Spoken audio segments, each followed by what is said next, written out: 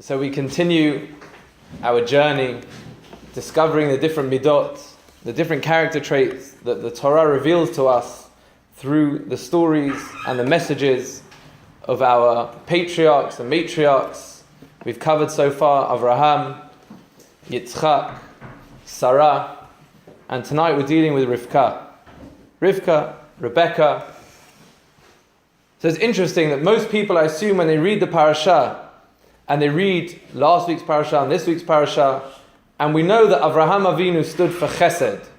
Avraham Avinu was, as for those of you who were here for the shiur, Avraham Avinu was the patriarch that stood for the midah of chesed. What exactly that means we'll go into a little bit later.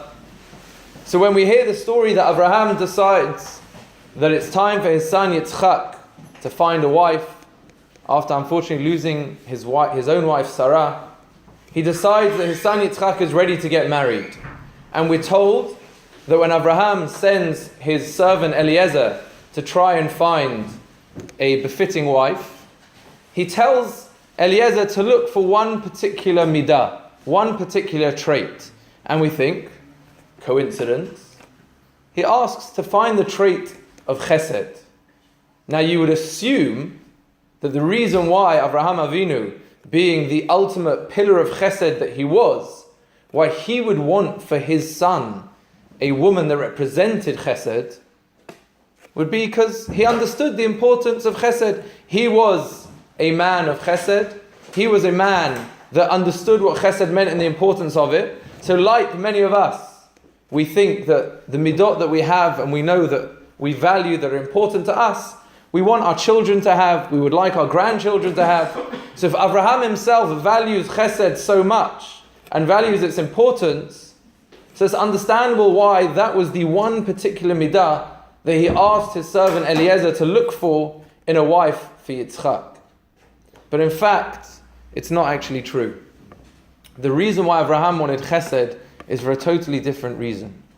When we are looking, we are analyzing the midot, the character traits of our matriarchs and patriarchs, we have to understand what exactly the midah is and why exactly the Torah puts so much emphasis on us having to know these stories. So we mentioned when we spoke about Avraham that the first Rashi in the Torah asks the question, why does the Torah need to go through all these stories? It's not a storybook, it's a book of halakha, it's a book of law, it's a book of religious law. Why do you need to tell me stories? Rashi gives one answer, and we mentioned the answer of Dessler. Rav Dessler, almost 1,000 years after Rashi, says that the reason why we need to know the midot, the character traits of our patriarchs and our matriarchs, is not just for nice stories. It's not to make light work for the ganenet, the kindergarten teacher, so she can have cute little tents to make with 3-year-olds. It's because these midot become the spiritual DNA of the Jewish people. And as we go from Avraham and Sarah to Yitzchak and Rivka, you'll notice that Avraham had 2 sons. Yitzchak, who became a forefather of the Jewish people, and Ishmael, who went the other way. We then have Yitzchak, who in this week's parasha we know his wife Rivka has 2 sons, Yaakov and Esav. And again, Yaakov becomes the forefather of the Jewish people, and Esav goes another way. Until finally we get to Yaakov, who has the 12 tribes, which are the 12 tribes, the Shiftei Yisrael, the 12 tribes of Israel. And Rav Dessler tells us that as our forefathers are going through having their children, they are sort of purifying the midot, the spiritual DNA that is going to become the DNA of the Jewish people. So if there was a midah that existed within Avraham himself that wasn't entirely pure, it was weeded out, so to speak, through Yishmael. So Yitzchak was more pure, and then Yitzchak had 2 sons, Yaakov and Esav, etc., etc. So the midot that they had were perfect on some level. They had to work on it, they were tested on it. But not every midah, even in its purest form, is perfect. And I'll explain what I mean. Avraham stood for chesed. Chesed is loosely translated as kindness. We think of it as kindness and nice things and charity and all these wonderful things. But chesed can have a negative side too. And we'll get there soon. But chesed can mean sometimes that people go too far with chesed. Chesed means going beyond the boundary. In the Torah itself, in Vayikra, it's used the word chesed to describe something totally immoral, an incestuous relationship. Because the term chesed itself actually means the crossing of boundaries. We're used to it to define a person who goes beyond the letter of the law, lifnim mishurat hadin, goes above and beyond the call of duty. Someone did such a chesed, but it can be negative as well. So why this is important is because we need to be told that the avot and the imahot, even though they possess these wonderful midot, there has to be limits. And there has to be sometimes an ezer kenegdo.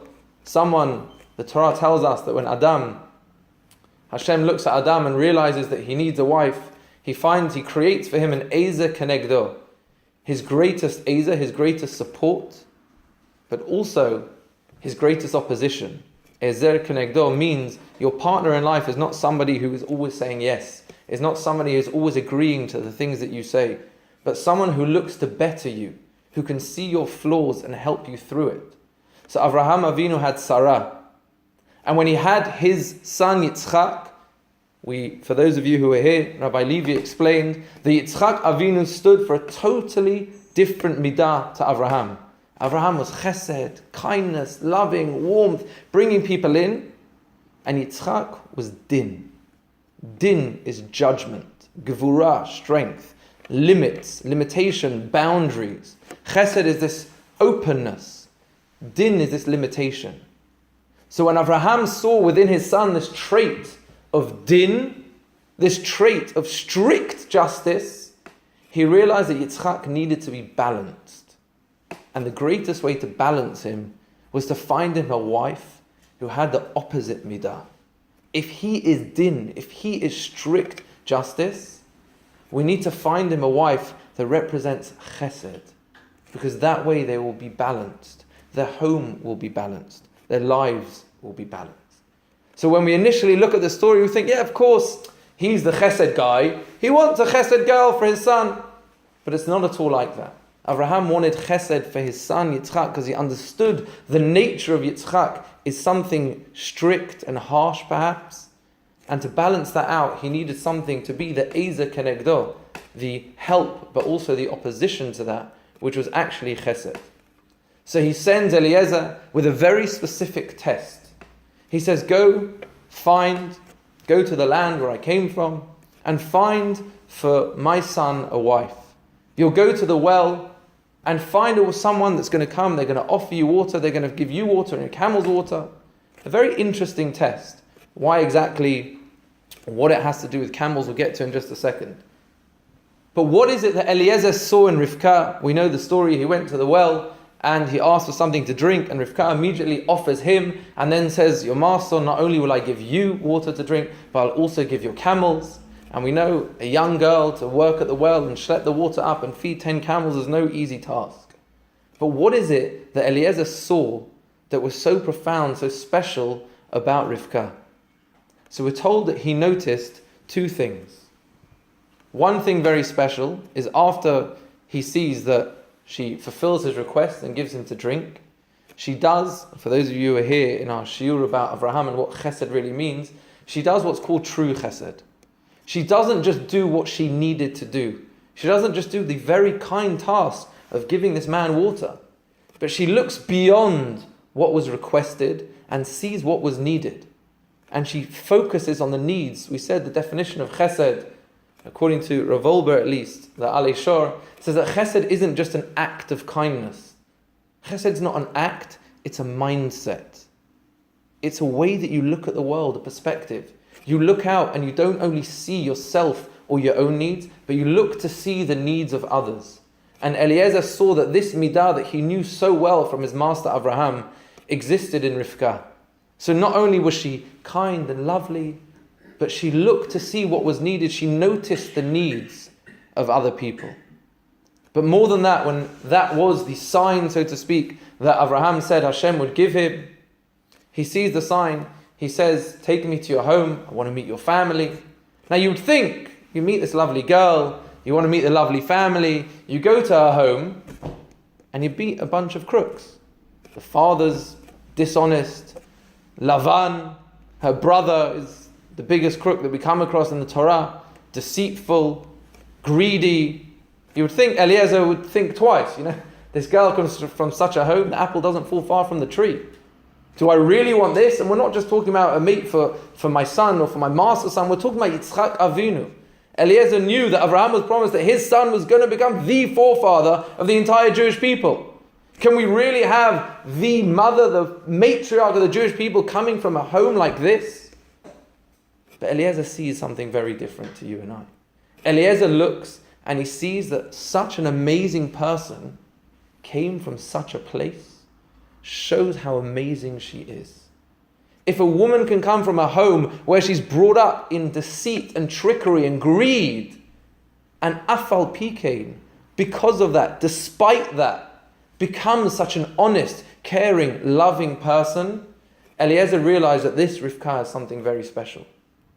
To be able to be brought up surrounded by such lies and deceit, but to become a person of total yashrut, integrity, is something very special. So these are the two things, we'll expound on both of them in a minute, but these are the two things that Eliezer noticed in Rivka. But both of these characteristics are something very special and unique about Rivka that we need to analyze a little bit more. This idea of Rivka coming from Lavan and Betuel, the Torah goes out of its way to tell us, and all the Midrashim focus about how terrible and dishonest they were. They teach us that Rivka possessed a wonderful midah, not just a midah of chesed, but she possessed, which we'll see very soon, became something again and again that she needed to tap into.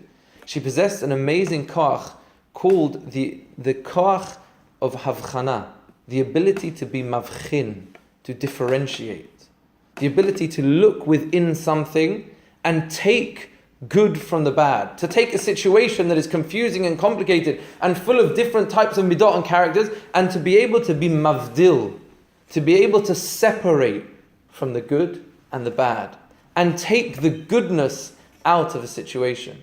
And we'll see that this is a midah that will follow through Rivka all the way. But I want to focus just for a minute on the test. Abraham said to Eliezer, you're going to go, and this is going to be the sign. You're going to find someone who's going to feed the camels. It's a bit strange. What was so special that you should take camels with? She should feed the camels. She should give them to drink. Just say, look for someone who's kind. Look for someone who's good-natured. What is it about these camels? So one thing very interesting, the Midrash tells us there's something very special about a camel. We know that there are not many animals in the Torah that have 1 out of 2 of the simanim for a kosher animal. We know famously the pig, the chazir, is the only animal that has split hooves but does not chew the cud. And the camel is, interestingly, one of the only other 4 animals that chew the cud but do not have split hooves. So the Midrash tells us that this is no coincidence. To be able to possess, so to speak, something tahor and pure, but also something tameh, something bad, something negative, was a test that Rivka was going to come across again and again. Rivka, let's not forget, was the one who had twins. She had inside her both the positive and the negative. She had inside her both the positive, the beautiful midot of Yaakov Avinu, and also the challenging Esav. So says the Midrash, in the same way that a camel has both the siman tov and the siman ra, the good and the bad within it, so too Rivka was going to become the matriarch who had within her, inside her, this challenge of the good and the bad. And this was going to help prepare her for her journey. The other thing that we saw, that we said again, the idea of chesed, but Abraham wanted to see not just chesed, not just someone who feeds, not just someone that's caring, not just someone that's loving, but even more than that, someone who looks beyond. So we see that this ability to be mavchin, or to be mavdil, to separate between good and bad, is something that follows Rivka throughout her journey. It starts in her home. She comes, as we mentioned, from Betuel. She lives with a brother called Lavan. She's brought up in such a home, but only through her ability to be able to separate and sometimes detach herself from a certain situation, is she able to pick what's good and beautiful about the home that she's brought up in and leave all the negativity behind. She sees, and we're going to see later, that sometimes the trickery or deceit sometimes has a place, sometimes is okay, as we see later where she, so to speak, convinces Yaakov to steal the Bechor from Esav. She herself has to be involved. She has to send Yaakov running away and trick Esav. So she's able to take this goodness out of it. But it's interesting that our rabbis tell us that this ability to be mavchin is something that you and I would probably call female intuition. We know, for those of you, I'm sure everyone has heard of Chabad. Chabad, not many people realize, stands for Chokhmah, Bina, and Da'at. We're told there's 3 levels of knowledge in Judaism. There's Chokhmah, which is wisdom. There's Bina, which will loosely translate as understanding. And then there's called Da'at. Da'at, again, will loosely translate as knowledge. But our rabbis tell us that this koach, this ability of Bina, is not exclusive, but much stronger within women. Women have the ability of Bina. What does Bina mean? It means, we're told, to be mavchim between, to learn one thing from another. To be able to see a situation and take out from that situation something else. To be lomed davar mitoch davar. Which means, they don't just see the situation for what it is. They don't just see the externalities. Sometimes they see much deeper. People will tell you before you get into business with someone, the best thing you should do is take this guy home and see what your wife thinks about them. Because they have this intuition. They have a chush, they have a feeling. With children you see it, the mother has a certain instinct with her child, that she senses things that often the men do not. So Rivka possessed this wonderful trait of Bina, but she didn't just have Bina. She didn't just have this female intuition. She had the ability to take it one step further. In order to utilize Bina, what Bina allows you to do is see that within one situation, there are different parts to it. What she learned to do, as we mentioned, is she allowed herself to see a situation and understand it for what it is and compartmentalize the parts to know that this is good and this is not. This is something I can take and this is something that needs to be pushed very far away. So she had this ability of Bina, but she took this understanding of Bina and she actually translated it into Da'at. She took it to the next step. The next step from Bina is not just to understand that there are different parts within something, but to totally be mavdil. We're told that Da'at, knowledge, is the koach havdalah. We know on Motzei Shabbat we make havdalah. The idea of havdalah is to be mavdil ben kodesh lechol. We separate between that which is holy and that which is mundane. And it's no coincidence that in the Arbit, in the Ma'ariv prayer that we say on Motzei Shabbat, we insert a special tefillah called Atah Chanantanu, which is the way that we make Havdalah during tefillah. On Motzei Shabbat we make Havdalah 2 parts. During the tefillah itself and when you get home, or in shul with a candle. But during tefillah you say a special bracha which contains within it the words of being Mavdil ben Kodesh Lechol, called Atah Chanantanu. Where do we insert the bracha? In the blessing of Atah Chonen. Why? Because the bracha is Atah Chonen la'adam da'at. You, Hashem, gave human beings the ability to have chokhmah, to have bina, and to have da'at. The ability, the koach of da'as, of knowledge, is this ability to be mavchin, is to be mavdil. To know bina is to understand there are different parts, and the koach havdalah is the ability to separate these parts and detach themselves one from the other. So that really is one of the kochot that we're going to see that Rivka had to put into place. She spent her whole life living in a home where there was so much deceit and trickery around her. But eventually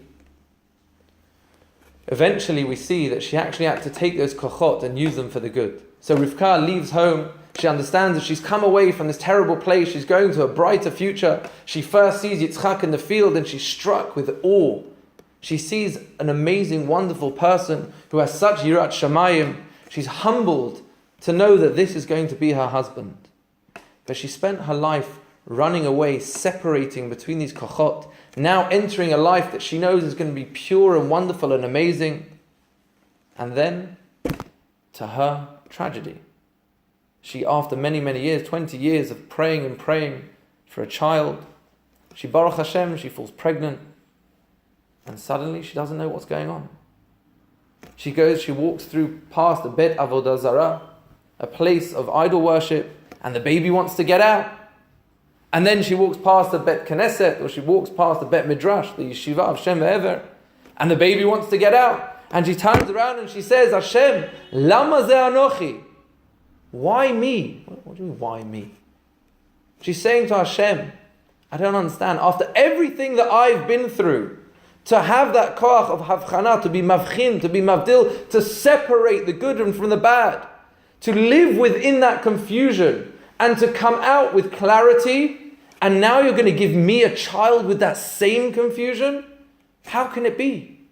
The famous question they ask. She's so confused, she's so distraught, she goes to ask a prophet, not her husband, not for now, why she doesn't go to her husband. She goes to ask an Ever, and she asks him, and he says, don't worry, you're having twins. One will be a tzaddik and one will be a rasha. And she's happy. She's happy. You just told your son is going to be the father of nations to come, of rasha. How can she be happy? And the answer is because her question wasn't, how can I have a bad child? Her question was, Lama ze anochi? How can I, who spent my entire life struggling with this concept of being mavdil, of separating between good and bad, how can I have a child who's going to be so confused? Even in the womb, he doesn't know where he wants to go. So when she's told, don't worry, you have two separate nations within you, she's comforted. Because of that I can deal with.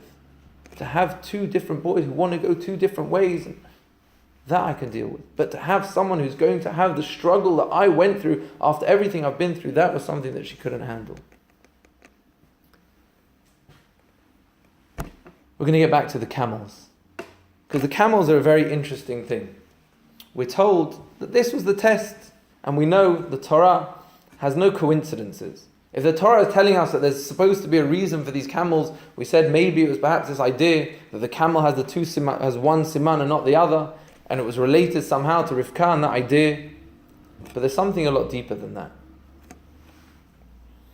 This ability to be mavchin, this ability to detach yourself from a situation is something very difficult.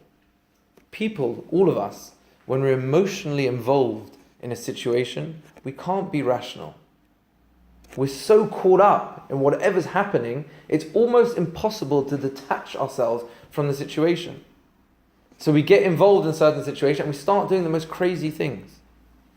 And you're involved, and it could sometimes be not just a moment, it can be days, it can be weeks, it can be months. You get people who get so emotionally involved and angry and upset about a certain situation, they can't pull themselves away. The midah of to be mavchin, or to be mavdil, is the ability to actually take yourself out of the situation and say that I know emotionally I'm very involved, but sometimes I need to stand back. And sometimes, even though I want to be there and I want to be there, I need to pull myself away. We're told that the midah of chesed is not just called chesed. We know it as chesed, but if you look in the Mishnah in Pirkei Avot, it tells us that the Torah stands on three things: on Torah, avodah, and not chesed, but gimilut chasadim. Gimilut chasadim, what does that mean? So the word gamal should ring a bell, because in Hebrew a camel is called a gamal. But the word gamal literally means to wean. When a mother is weaning a child, it's called gomel. So we have to ask a very important question. Surely the concept of gemilah, of being gomel, and the concept of chesed are two totally opposite things. How can you have gemilut chasadim? To be gomel, to wean someone, means to push them away. It means to disconnect. How can it be that you have something that's called gemilut chasadim? Chesed is kindness. Chesed is connecting. Chesed is giving, is loving, is drawing people near. Is seeing the needs of others so that you can help them. How can you call it gemilut chasadim, pushing away to draw near? It should be a contradiction. And we're told that gamal is not coincidentally called a gamal, because that is what a gamal is. What is unique about a camel? Why are they used to traverse the deserts? Because a camel has the ability to totally look after itself. It drinks and drinks and drinks, and then it can walk for weeks. Because it was gomel. It weaned itself. It took what it needed, and then it detaches. It doesn't need it. I don't need you anymore. I can survive in the desert. I can survive amongst the elements myself. I don't need you. A camel is called a gamal because gamal, although it means to wean, it means the ability of being totally self-sufficient. Now, being self-sufficient may sound like a very good thing, but it can also be very negative. We're told that with Adam HaRishon, we know that for the Chet Adam HaRishon, he was told that mankind is now going to have to work the land. Whereas the snake, the Nachash, who seemingly did something equally terrible, if not more, is told, you know what your punishment will be? Yes, we'll take away your legs, and you'll crawl on your belly. And you will eat the dust of the earth forevermore.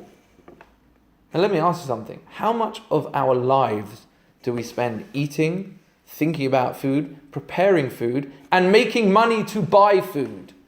Is it such a curse to have to eat dirt, which means that the food that you will want for the rest of your life, you will be surrounded by constantly. You will never go hungry. You will never need food because it will constantly be there. You will never need to work for your food. Adam gets the curse. He's the one who's going to have to work the land. He's the one who's going to have to work hard. You get to crawl on your tummy, slither along and eat dirt for your whole life. Now, it doesn't sound great eating dirt. But is it such a terrible thing to never be hungry? So we're told that we understand that part of the curse for the Nachash is that you will be so self-sufficient, you will never need to turn to Hashem. Adam is told, you will have to go and work the land. And what is the most important ingredient to make the land grow? Rain. How do you get rain? You pray. The only way you will be able to succeed is if you work the land and you pray to Hashem. Because you need to know that even if you want to be independent and even though you want to be self-sufficient, you need to be able to turn to Hashem and understand that He, Hashem, is the Makor Bracha, is the source of everything. And without turning to Him, you're not going to get anything. Hashem, who wants that relationship with mankind, turns to man and says, yes, I'm going to punish you. Yes, you're going to need to work the land. But I want a relationship with you. So I'm not going to give you the food that you need and the fruits of your labor until you turn to me to pray. But the Nachash has the greatest curse. I don't even want to know him. He's totally self-sufficient. So what is Gemilut Chasadim? If Gomel means to wean, to give someone that self-sufficiency, so how can you have Gemilut Chasadim? Because we may think that helping people is a true chesed. And the more that we help, the greater the chesed. And we know, if we look around at all the wonderful, amazing charities that do such unbelievable work, the amount of chesed that exists in the world, but specifically amongst the Jewish people, is unbelievable. There is a gemach. Gemach comes from the word Gemilut Chasadim. It's an acronym. Gemilut Chasadim, there is a gemach for everything you've ever dreamed of. A gemach is a place that when you need something, you can go and they'll help you. If you're doing a simcha and you don't want to buy benches, they'll lend you benches. They'll lend you chairs and tables. In Israel, there's even a dummy gemach. If you're thinking, what on earth do you need a dummy gemach for? Who wants some of them? Why? Because if you've ever had a kid that woke up in the middle of the night screaming and you lost their dummy, you know how valuable it would be to be able to go somewhere and get a dummy when all the shops are closed. So someone obviously went through that situation. And instead of just saying, oh my gosh, I'm going to go to the shop now and buy 2 dummies, so I'm never in that situation, I'm going to go to the shop and buy 10. And I'm going to put a notice up saying that if anyone's ever stuck in the middle of the night and needs a dummy, they can come and knock on my door, because I know the feeling. That is chesed. That is Gemilut Chasadim. The world of the Gemachim has become something unbelievable. There's a Gemach for anything and everything. But what does it mean? What does Gemilut Chasadim mean? It means that even though, yes, you can help people and you can give charity and you can do whatever as much as you can for these people, we know that the greatest level of chesed that you could possibly do to someone is not just to give and give and give. But you give to the point where they become self-sufficient. You give to the point where they become independent. Because if you're giving so much that this person can never detach themselves from you, then what have you done? You've created someone who's going to, for their entire lives, be dependent on you. The greatest level of charity you can give is to stand someone on their own 2 feet. Oxfam didn't make it up. They got it from the Rambam. If you give a man a fish, you feed him for a day. Teach a man to fish and you feed his family for generations. It's not something they made up. It is the epitome of chesed. The epitome of tzedakah is not just to give, but sometimes when you're giving and you're doing the chesed, you also need to be gomel. You need to push away. Because if you're constantly giving and giving and giving, you just create a dependency. The ultimate gemilut chasadim is to create an independent person. If a person trying to teach their child to walk, but they never let go of their hand because they're scared to see their child fall, they will never learn to walk.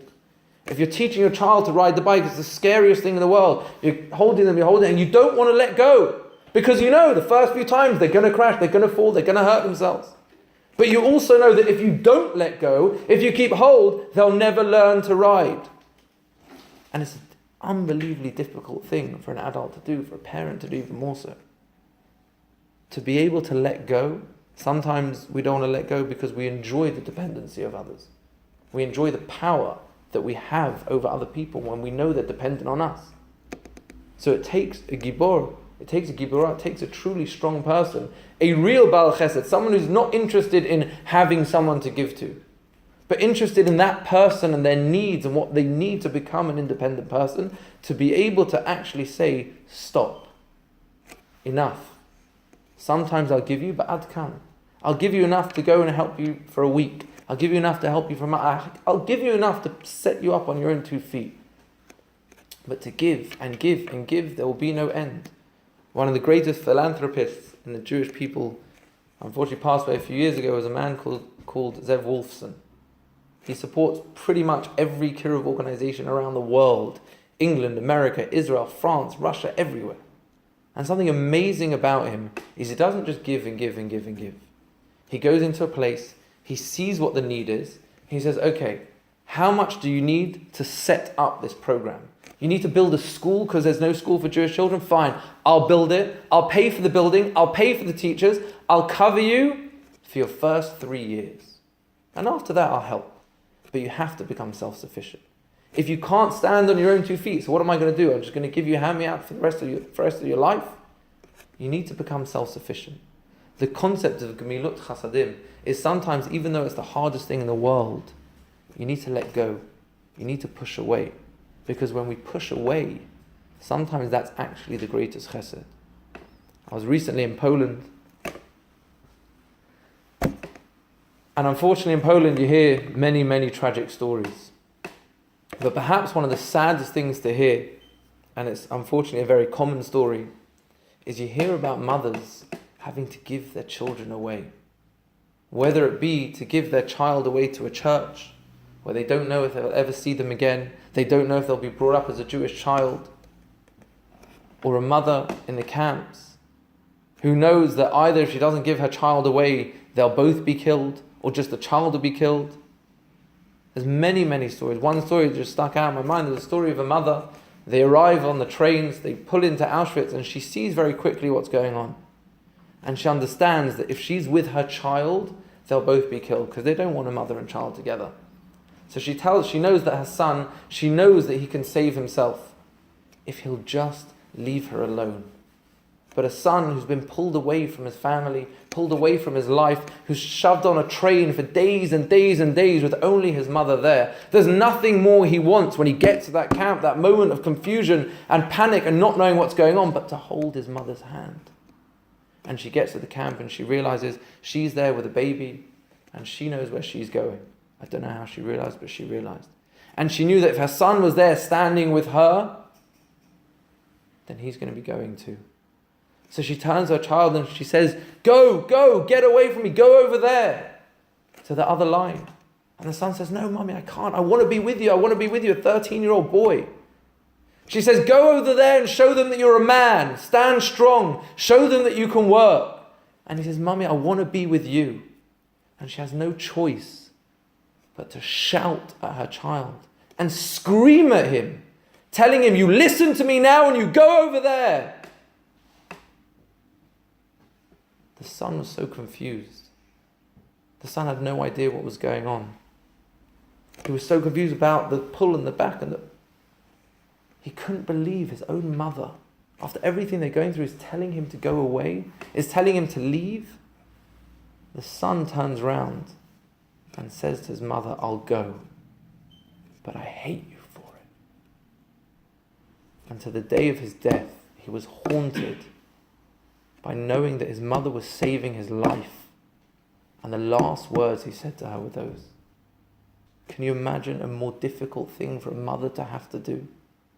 To push a child away, to be forced to push them so far. And they don't even realize that you're doing it for them. You don't realize that you're doing it with the ultimate chesed you could possibly be doing at that point, is actually to push away. One of the hardest things as a parent, you take a child for a vaccination. You take a baby. Poor, innocent baby has no idea what's going on. You, the mother, you, the father, the one that has given them everything they've ever needed. You take them to a strange place. They're surrounded by strangers. They look at this woman. They don't know who she is, this nurse about to do something. And then they get the injection. And they're going through this absolute agony. And they turn to you, the one who loves them and cares, and the one who's protected them their entire lives from pain. And what are you doing? You're holding them down. The child is so confused at that point. He doesn't understand. She doesn't understand. How can you do this to me? You're the ultimate Baal Chesed. You're the ultimate giver. When you take a child to the dentist, it's exactly the same thing. And they're older, and they get even more confused. And eventually we learn there are certain things that are painful. There are certain things that even someone who is a Baal Chesed, someone who cares and loves you more than anyone else, sometimes has to push away. Avraham Avinu realized that he was the ultimate Baal Chesed. He was the ultimate giver, the ultimate person who was constantly looking to give and to help in any way that he could. And he realized that his son Yitzchak had a totally different midah. Yitzchak midah was din. Din was strict justice. Din was standing back, doing nothing. Chesed was actively going out. Din is standing back. We're told, if you ever wondered, why is the Akedah put down as a test of Avraham? The greatest test. Surely it was a test for Yitzchak as well. Rashi tells us that Yitzchak knew what was going on. He turns to his father and he says, they're going up the mountain, we're going to go bring a korban, and everything is all fun. Here's the ish, here's the fire, here's the knife. Where's the ram? And his father turns to him and hints to him that you, Yitzchak, my son, you are the sacrifice. And the Torah tells us that they continue walking hand in hand, happy that they're going to serve the Borei Olam. Avraham is crying inside because he knows what he's about to do is the most difficult thing in the world for a Baal Chesed, which is why Hashem tested him. Because when you are a pure Chesed person and you're brought up purely with that nature and you're giving and you're giving and you're giving, the greatest test you can be is the opposite to Chesed. Every one of the tests that we see by Avraham were all going against his nature. Because a person who is naturally a Baal Chesed, you don't need to test them in Chesed. They'll always do good. So what were his tests? Lech lecha, leave your home, leave your father, leave your dying father, and go away. For a Baal Chesed, for someone who's constantly giving and loving and caring, to do that was the most difficult thing. Leave your land. Send away your son Ishmael. Sacrifice your son Yitzchak. For Avraham, it was an unbelievable test. But Yitzchak, Rav Dessler tells us, the midah was din. The midah of din, not to go into now because it's not our shiur, but the midah of din is what's called hitbatlut. To totally just nullify yourself, make yourself, so to speak, insignificant. before the will of God.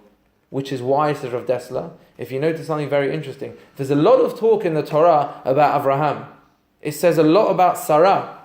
We learn so much about Rivka, Yaakov and Esav non-stop, Rachel, Leah, Bilhah, Zilpah, all of them. The 12 tribes, Yosef and the brothers, stories and parashiot and chapters and chapters. And yet Yitzchak, nothing. Talk about him when it comes to Abraham's test. We talk about him when he's dying. We don't talk about the life of Yitzchak. He's almost silent. Says Rav Dessler, obviously there's no coincidence. Because that is the exact midah of Yitzchak. Din. His batlut. Silence. So the Torah doesn't mention him much. So when Avraham sees his son Yitzchak, who was so different to what Avraham himself knew, he was the man of giving and caring and loving and going out, and he saw this man of gvura, of strength, of din, of strict justice. He realized that if I find him someone like him, I don't know what will be. I need to find him a true eze kenegdo. I need to find him a ba'alat chesed, someone who's a true giver, but not just a ba'alat chesed, not someone who gives and loves giving, but a gomel chesed, someone who's going to nurture the people, the entire Jewish people, Yaakov Avinu and the 12 tribes. Has to be someone that not is just going to give and give and give with no end, with no limits, but to be able to give in a way that she knows where to say, die, enough. We know Olam Chesed Yibaneh. The world is created with Chesed. But it says Bereshit bara Elokim. Now we know that the different names of Hashem represent different midot. We say Shema Hashem Hu HaElokim, Hashem Hu HaElokim. What does that mean? Hashem, Hashem, Hashem, He's God, He's God, He's God. Shema Yisrael Hashem Elokeinu, Hashem Echad. We're told that the different names of Hashem represent different midot. So we say Shema Yisrael Hashem, which is the name Yud and Hey and Vav and Hey, Elokeinu. What does the name Yud and Hey and Vav and Hey, Yud Ke Vav Ke represent? Anyone? Chesed. Rachamim. And we say Hashem Elokeinu, which is din. Hashem Echad. You need to know that many religions believe in different gods. We understand that both Hashem, both the Rachamim, the kindness, the compassion, and the strict justice, Hashem Echad, is the same God. That which we interpret as harsh judgment and that which we get as kind goodness comes from the same source, because ultimately Hashem Echad is all goodness. So we're told on the one hand, Olam Chesed Yibaneh, Hashem created a world through Chesed. He wanted to create a world of kindness and loving kindness and giving, and that's why He created it. And yet, Bereshit bara Elokim. It uses the name of God that represents Din, the exact opposite of Chesed. Because we're told that Hashem saw that if the world would constantly run on Chesed and expand and go, and He would just give and give and give and give, and there would be no din, there would be no end, he said the world would cease to exist. So it says that Hashem turned around to the world and said, Shakai, Hashem's name, which is Shin, and Dai.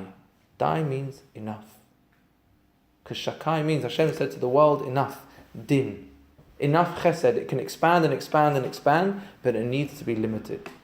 The ultimate gomel chesed, obviously, is Hashem, the one who gives and gives and gives. But even Hashem understood that He can't just give and give and give. There has to be an accountability. There has to be responsibility. So there has to be din. On Rosh Hashanah, the one day a year that we're told that we're judged, Yom Hadin, you would think is the most terrifying day of the year. And yet we're told it's a Yom Tov. It's Chag. What are we celebrating? How can we celebrate Yom Hadin? I heard from my Rebbe, Reb Berkovitz, he said that's exactly what we're celebrating. Because a life without din, a life without judgment, is a life without accountability. If there's no accountability, your life is meaningless.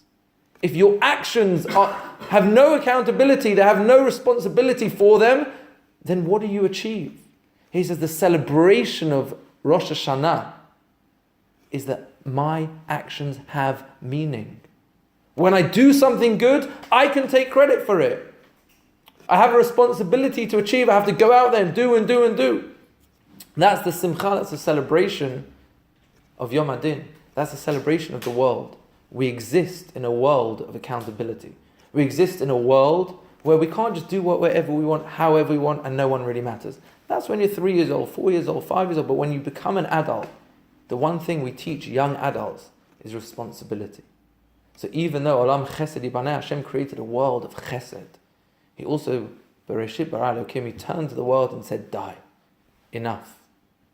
So Avraham saw that if he was going to just be Chesed and Chesed and Chesed, it wouldn't go anywhere.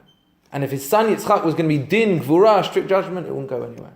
He saw that the ultimate combination of those two, of Yitzchak and Rivka, of the Din, the strict justice, and the Chesed and the kindness, will bring about something beautiful, Gemilut Chasadim, which is the ability to give and to give and to give, until you stand that person on their own 2 feet, and you can finally say, die, enough. You've become your own person, you've become independent. You are a Gomel Chesed. You've created someone who can fend for themselves, who will always, like Adam, still turn to Hashem and understand where it comes from, and understand the source, and not be totally self-sufficient or think they're self-sufficient like a gamal, like a camel.